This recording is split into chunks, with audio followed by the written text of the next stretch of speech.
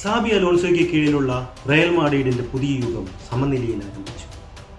മിയാമിയിലെ hard rock സ്റ്റേഡിയത്തിൽ തിങ്ങി നിറഞ്ഞ കാണികൾക്ക് മുന്നിൽ നടന്ന ക്ലബ്ബ് ലോകകപ്പിലെ തങ്ങളുടെ ആദ്യ മത്സരത്തിൽ സൗദി ക്ലബ്ബായ അൽ ഹിലാൽ റയൽ മാഡ്രിഡിനെ 1-1 സമനിലയിൽ തെളിച്ചു. പുതുതായി ചുമതലയേറ്റ സിമോൺ ഇൻസാഗി പരിശീലിപ്പിക്കുന്ന അൽ ഹിലാൽ മികച്ച പ്രതിരോധവും തന്ത്രപരമായ ഒത്തിണക്കവും പ്രകടിപ്പിച്ചാണ് സ്പാനിഷ് വൻപന്മാർക്കെതിരെ ഒരുക്കിയത്.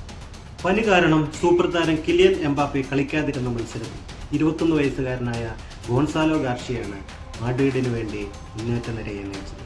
റോഡ്രിഗോയുടെ മികച്ച അസിസ്റ്റ് 34-ാം മിനിറ്റിൽ അൽ ഹിലാൽ ഗോൾ കീപ്പർ യാസ്റ്റിൻ ബൂണോയുടെ തലയ്ക്ക് മുകളിലൂടെ താരം പന്ത് വലയിലെത്തിച്ചെങ്കിലും മാഡ്രിഡിന്റെ ആഘോഷത്തിന് അധികം ആയുസ്സുണ്ടായിരുന്നില്ല.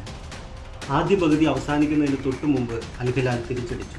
റൗൾ അസൻസിയോ മാർക്കോസ് ലിയനാർഡോയെ ഫൗൾ ചെയ്തതിന് ലഭിച്ച പെനാൽറ്റി റൂബൻ നെവസ് അനായാസം വലയിലെത്തിച്ചു.